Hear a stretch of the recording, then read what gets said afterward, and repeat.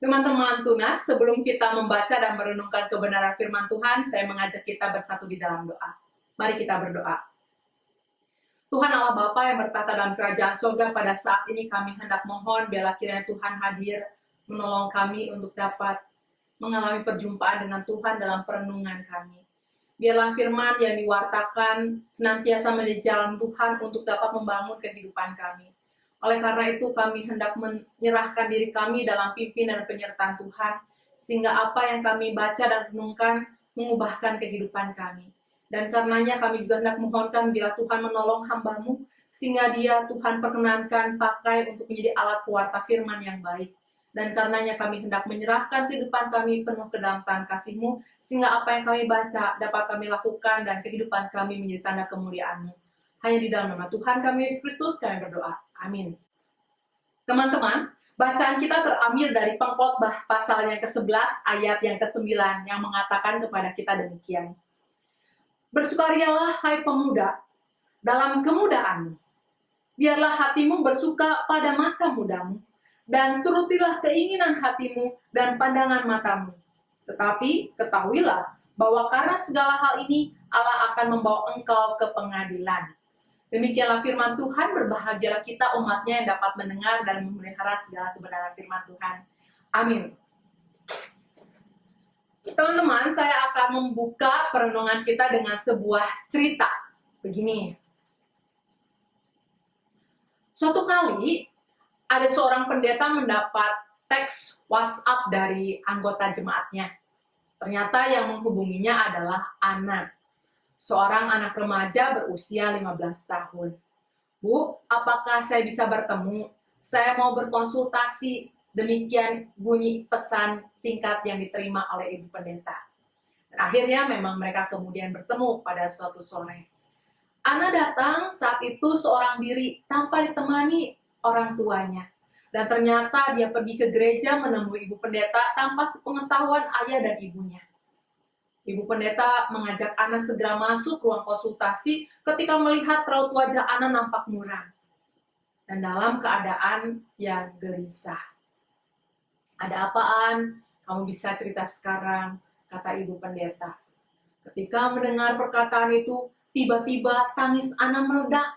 Dia tertunduk dan menangis dengan hebatnya. Nampak jelas hatinya sangat berbeban berat. Ibu pendeta hanya bisa membiarkan Ana menangis sambil merangkul pundak Ana. Setelah beberapa lama, Ana bisa menguasai perasaannya. Dia mengambil tisu yang diberikan ibu pendeta dan menghapus air matanya.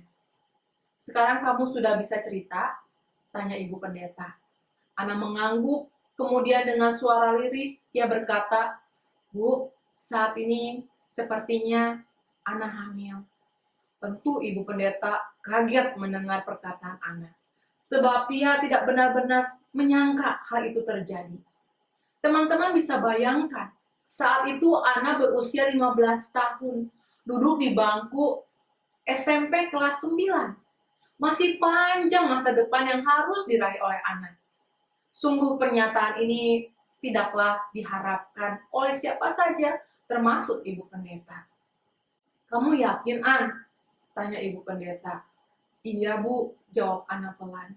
Bagaimana bisa ini terjadi, An? Tanya ibu pendeta sambil menatap Ana yang masih tertunduk. Saya dan Dino, pacar saya, sudah melakukan hubungan seks, Bu. Jawab Ana yang semakin dalam menundukkan kepalanya. Teman-teman, kisah tadi adalah kisah karangan saya. Untung ya, ini bukan kisah beneran. Tetapi sekalipun demikian, ini bukan hal yang tidak mungkin terjadi dalam kehidupan ini, sebab saya membuat cerita ini berdasarkan pengalaman-pengalaman yang banyak kita bisa temui dalam kehidupan sehari-hari, yaitu kasus remaja hamil. Kita bisa membayangkan perasaan apa yang mereka alami. Perasaan bingung karena tidak tahu apa yang harus dilakukan. Takut karena membayangkan kemarahan orang tua dan membayangkan masa depan mereka yang suram. Sebab mereka tidak pernah benar-benar siap untuk menjadi seorang ibu atau ayah. Mereka belum dipersiapkan secara materi dan juga secara batin untuk menjadi orang tua yang baik. Menyesal? pastinya mereka juga menyesal. Sebab mereka tidak mengharapkan ini terjadi. Tetapi teman-teman, ketika janin ada dalam rahim, itu harus dipertanggungjawabkan.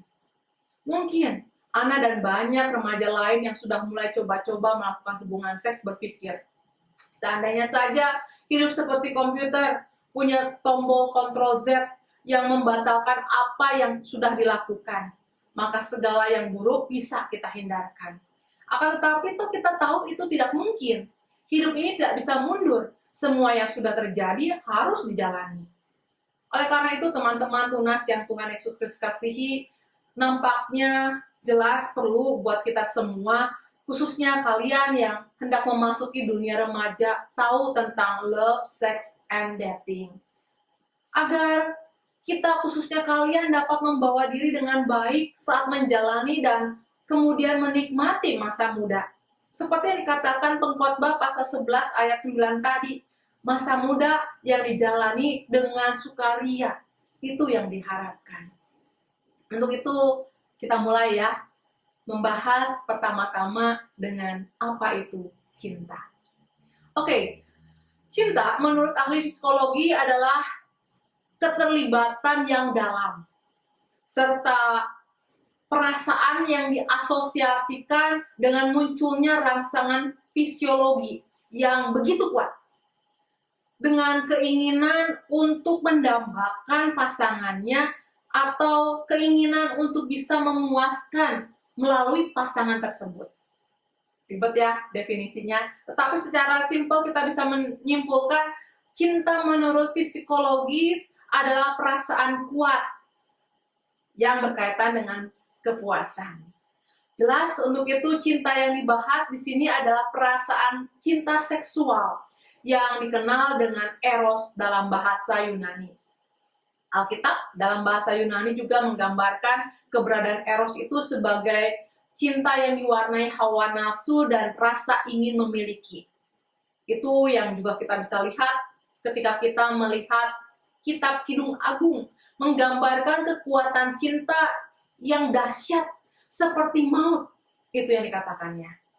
Oleh karena itu kita harus berhati-hati dalam mengalami cinta. Sebab dalam cinta tidak selalu kebaikan akan terjadi, banyak juga ketidakbaikan mungkin terjadi. Sebab perasaan cinta yang kuat semacam itu akan mendorong siapa saja untuk terbawa perasaannya, ingin memiliki dan mendapatkan kepuasan dalam kebersamaan atau yang kita kenal dengan istilah seks atau perilaku seks. Hal ini menjadi sebuah jerat khususnya bagi mereka yang belum siap untuk mengemban tanggung jawab yang ada di balik kebersamaan itu. Dalam Alkitab, seks sebenarnya merupakan satu hal yang baik yang Tuhan anugerahkan kepada manusia. Tapi ketika itu ditempatkan dalam porsi yang tepat, porsi yang istimewa dalam kekudusan. Seks, teman-teman, tidak dilihat semata-mata hanya perbuatan bersetubuh dalam Alkitab. Seks bukan hanya sekedar kegiatan bersetubuh antara perempuan dan laki-laki, tetapi bagi seks adalah satu hal yang diberikan untuk menyatakan respon manusia terhadap kekudusan yang Allah berikan, yaitu dalam pernikahan. Oleh karena itu, seks di luar pernikahan bukan hanya menjadi bentuk percabulan, tetapi juga menjadi dosa, karena merendahkan kekudusan dan melawan firman Tuhan seperti yang disampaikan dalam surat Rasul Paulus kepada jemaat di Galatia. Di pasal yang kelima, ayat yang ke-19 yang mengatakan perbuatan daging telah nyata, yaitu percabulan, kecemaran, dan hawa nafsu. Untuk itu teman-teman tunas yang Tuhan Yesus Kristus kasihi, mari kita semua waspada terhadap perasaan yang timbul dalam hati kita. Ingat, cinta itu kuat seperti maut. Untuk itu jangan sekali-kali mencobai diri sendiri. Sebab bukankah dalam Matius 26 ayat 41 kita diminta untuk berjaga-jagalah dan berdoalah, supaya kamu jangan jatuh ke dalam pencobaan. Roh memang penurut tetapi daging lemah. Poin ini saya hendak garis bawahi sebagai sebuah landasan untuk menjawab jika ada pertanyaan dari kalian. Boleh nggak sih Bu, remaja pacaran? Jawabnya tergantung kesiapan diri kalian. Apakah kalian sudah mampu menguasai diri sendiri sehingga bisa membawa diri dengan baik ketika membuat batasan dengan tegas apa yang dapat dilakukan dan tidak boleh dilakukan ketika ada dalam masa pacaran. Garis yang tegas tersebut harus kalian tegakkan, bukan karena takut kepada konsekuensi hamil di luar nikah, tetapi lebih daripada itu karena kalian ingin menghargai diri kalian sendiri, ingin menghargai kehendak Tuhan dalam hidup kalian, dan kalian mau hidup dalam respect atau rasa takut akan Tuhan yang akan membawa hidup kalian menjadi hidup yang berkualitas. Di akhir renungan ini saya mau mengatakan semua yang dilakukan pada porsinya dalam waktu yang tepat dengan cara yang benar akan pasti mendatangkan sukacita dan kebahagiaan. Tetapi sebaliknya, semua yang dilakukan dalam ketidakbenaran hanya akan mendatangkan persoalan bahkan penderitaan. Untuk itu, hati-hati dengan hatimu. Jangan biarkan kesenangan sesaat menjerat hidupmu. Dan biarlah kiranya kehidupan yang teman-teman jalani menjadi kehidupan yang dapat dipertanggungjawabkan. Tuhan Yesus memberkati. Amin.